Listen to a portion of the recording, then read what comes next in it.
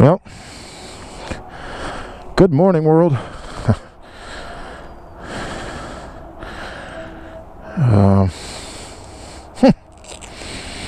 Yes, I'm going to work today. I have the leisure, if you want to call it that, to go into work on my own, to work by myself. And I figure I'm going to do that. I never thought I'd want to do that when I can take full advantage of time off, but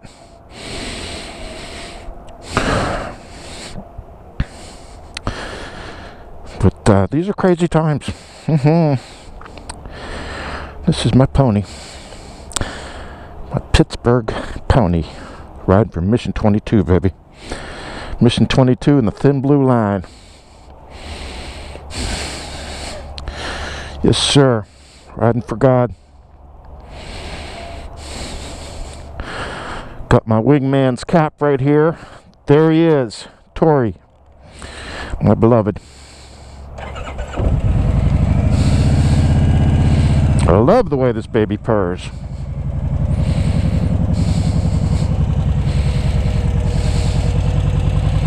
Love the way she looks. You know, she ain't a Harley. She ain't exotic either. But she mine. Like that one over there too.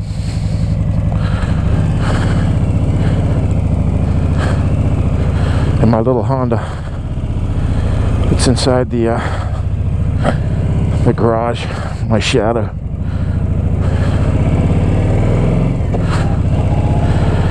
Yes, sir. Everybody's still asleep. It's all right. Let them sleep. Hey, Pooch.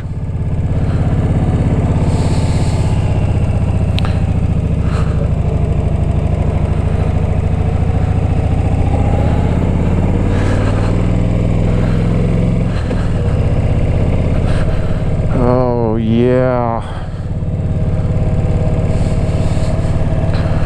This is absolutely a beautiful thing, being able to ride. I've mentioned that before. It's just such a joy to be able to ride. I don't know, the two wheels things. Being on two wheels is just... I did a lot of bicycle riding.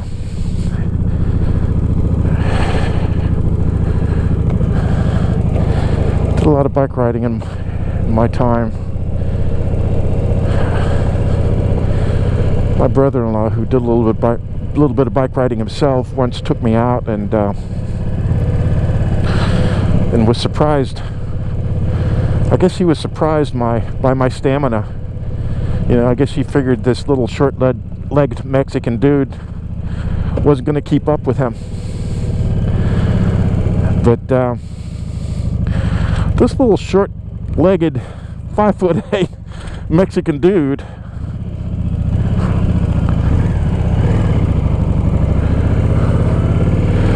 was able to keep up with him pretty darn good. And he'd been a bike rider for a lot longer than myself. Bicycle rider. My longest ride was a 60-mile solo trip. I'd started riding downtown Pittsburgh at the Duquesne at the incline, right there at the Fort Pitt Bridge. Started there and headed south on the, I can't remember what it's called, the Great Allegheny Valley Passage Trail or something like that. Anyway, it's the one that goes past the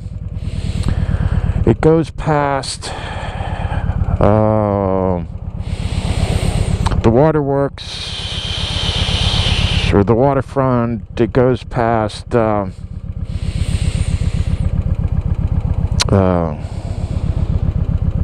can't remember what the hell those places are called. The freaking amusement park, the water park. Anyway, it goes past all that down towards Ohio Powell, and And I headed out that way. There are parts that were absolutely beautiful, and parts that were absolutely just void of traffic. I was out there good ways. I actually rode out 30 miles, and had to ride back 30 makes 60. Learned a valuable lesson that day, though. When you have water with you, it's not simply for the sake of carrying it for an emergency. Well, actually it is, but it's more for the sake of consumption, not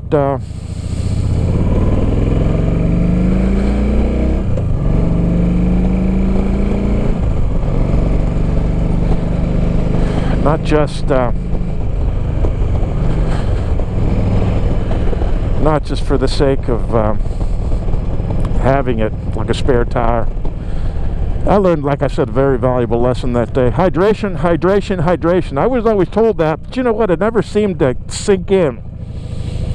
And I just never had that insufferable need for water when I was riding, even when things were like miserably hot or anything like that. I would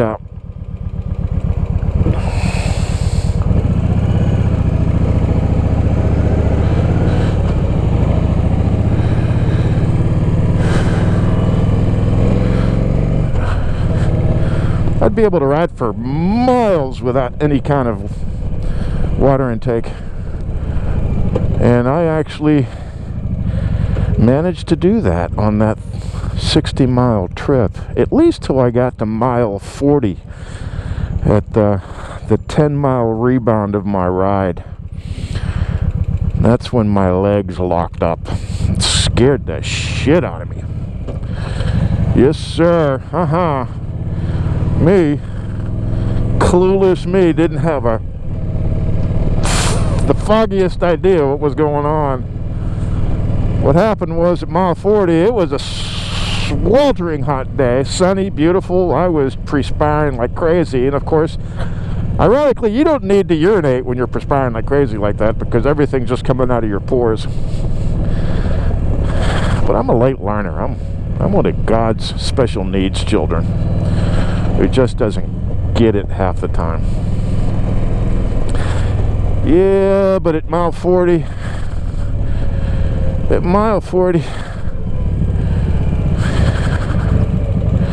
my legs said, no mas.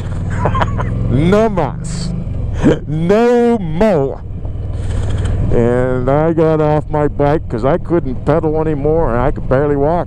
I'm thinking to myself, holy crap, I'm gonna drop over right here of a heart attack or something like that. And some poor fool like myself who's riding out here in the middle of nowhere is gonna find me laying here on this pavement and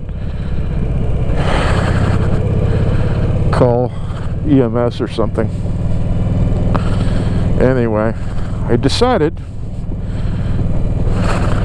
for good reason and partial logic to guzzle down my bottle of water that had been sitting there for 40 miles on my holder, on my bike frame. And I had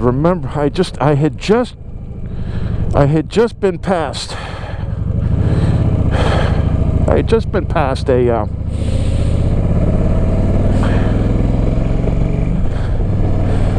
I had just rode past a canoeing, I guess an outfitter that rents canoes to folks who want to get on the rivers, because the trail, basically, most of those three river, that trail actually parallels a lot of the river. That's the, it ain't the Ohio, I think it's the Monongahela. I'm terrible at details like that. It's either the Allegheny or the Monongahela, but I'm thinking it's the Mon. Anyway, I remember having just passed that business, which was maybe like a half mile back, and I thought to myself, after I after I guzzle down my bottle of water, that I'm gonna head back there and see if they have any more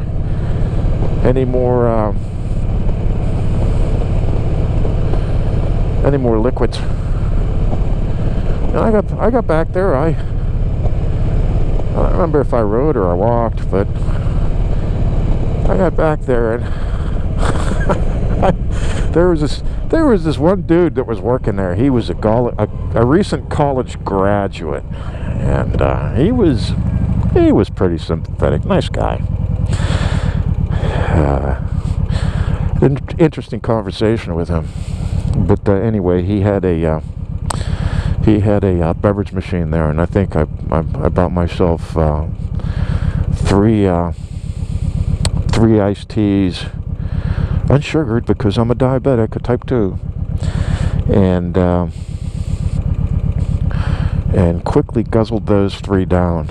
And it took about 45 minutes, but I came back around and started feeling pretty normal. This place right here used to have an awesome bike that used to sit right here on the corner. This is an incredibly busy intersection during rush hour. It's usually just packed, wall-to-wall cars going all 4 ways. Anyway, the bike used to sit here all winter long. Awesome looking bike, covered in snow.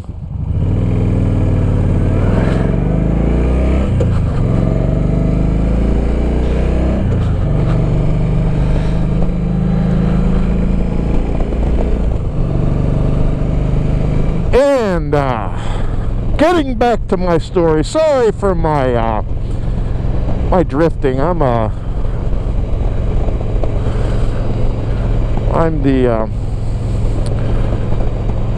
the expert, or I'm the prototype of rabbit trail,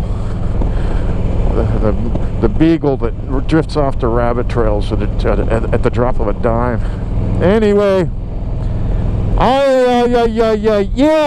the dude, the college graduate, after I got my 3 bottles in me, we just started talking a little bit. I just wanted to make sure I was good to go, and of course he knew everything about what just had happened, and he was trying to be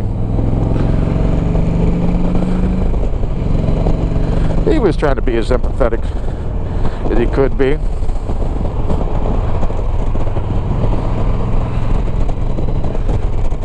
And yeah, dude, my buddy biker, yeah, baby, me and him. It's me and him tonight, just me and him.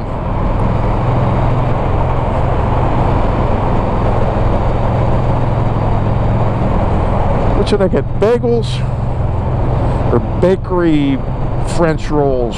Oh, decisions.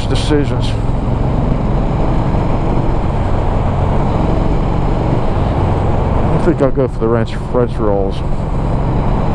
Anyway, listen, yeah, getting back to my story.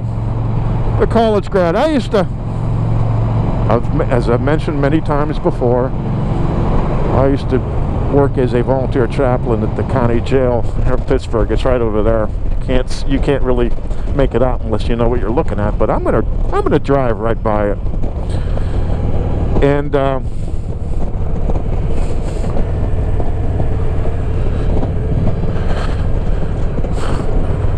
I try to engage folks about the afterlife when I get into discussions at length, like I had with him, being that I was almost stranded unto death, so to speak.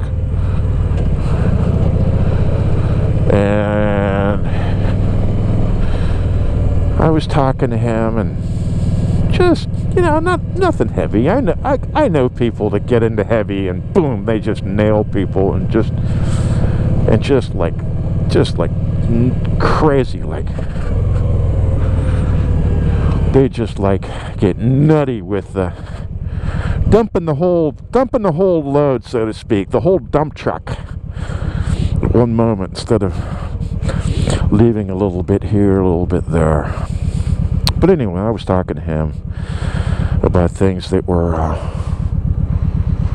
this is PPG place. See, right over there, 5 PPG Place. Kind of a crazy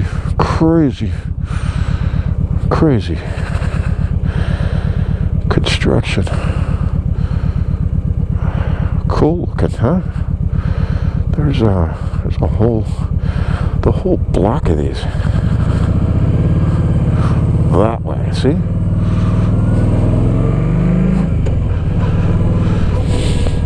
But anyway, this guy, this young man, I was talking to him kind of generically about God and the afterlife and things like that, and I had worried about almost having a near-death experience, and he was quite empathetic to my little presentation.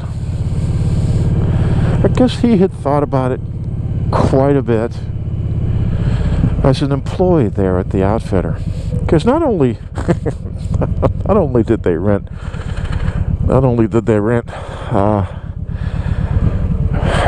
canoes, but they also sold bait.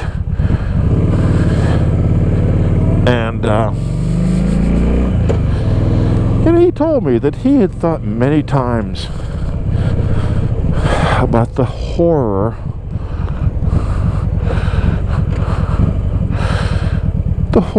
that those little worms went through, being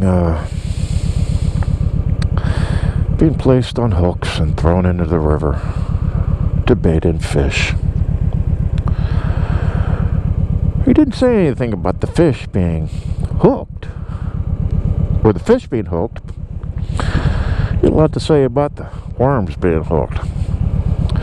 I suppose the worms, to him, are a higher level of life than the fish. Anyway, I thought, what an odd, tallest building in Pittsburgh right there. No, wrong. Maybe I'll drive by it on my way home. Anyway, yeah, he was a little odd in his rationalization, his logic about the sanctity of life, or the sanctity of life form.